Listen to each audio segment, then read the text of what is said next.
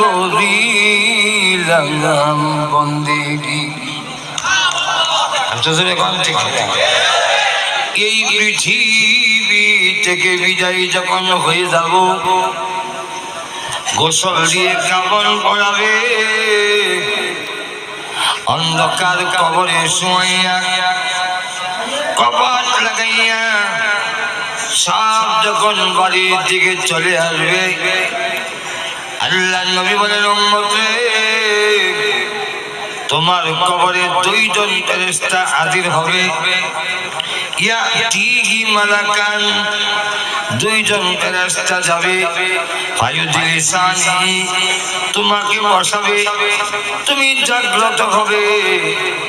আল্লাহ নবী বলেন, তোমাদেরকে